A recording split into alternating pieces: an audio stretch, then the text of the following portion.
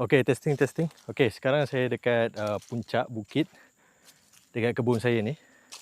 Dan saya sedang betulkan pagar elektrik lah. Okay, pagar elektrik. Sekejap. Okay, ni pagar elektrik saya yang saya baru buat untuk tanah yang baru ni. So, pagar elektrik ni, dia punya controller tu, kalau korang tengok, controller dia dekat sana. Sekejap, saya tunjuk. Ni lagi, bukit ni lagi tinggi daripada rumah kebun saya tu lah. Okay. Sekejap, saya tunjuk. Okay, boleh nampak tak rumah kebun saya tu? Dekat situ kan, tu rumah kebun saya. Okay, controller untuk pagar elektrik ni, dia ada dekat mana? Okay, dia ada dekat belah sana. Dekat belah sana tu, controller dekat ujung sekali kat sana. Dan saya dekat sini lah. Okay.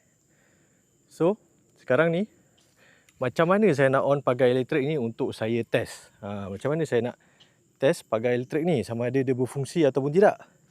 Macam sekarang ni, tengok dia fungsi tak? Okay. Nampak sekarang tak fungsi lah. Tak fungsi. Macam mana saya nak on kan dekat sana tu? Memang jauh lah. Takkan saya nak kena turun sana atau bawa kereta, bawa motor. Semata-mata nak pergi on dekat belah sana tu. Memang tak berbaloi lah.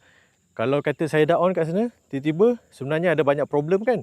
Dah saya kena pergi sana, patah balik, pergi sana, patah balik. Jadi benda tu memang tak masuk akal lah. Sebab itulah pentingnya kita ada IoT. IoT dekat kita punya kebun. Supaya kita boleh on off pagar elektrik ni dekat handphone saja. Macam sekarang ni sedang off. Kita boleh on dia. Okay, kita dah on kan. Bila kita dah on tu, kita dah boleh test. Tengok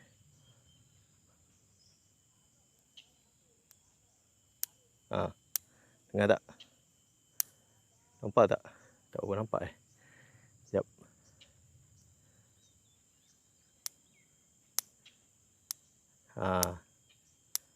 Nampak spark dia. Barulah kita boleh test.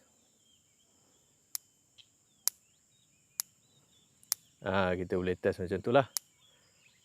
Jadi pagar elektrik kat sini kira selamat lah. Kira elok semua.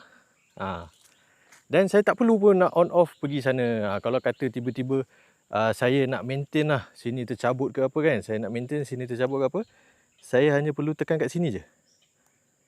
Tekan kat sini, saya off kan. Nampak dah off Saya berani pegang. Sebab saya dah off dekat handphone, saya berani pegang. Nampak? Nampak?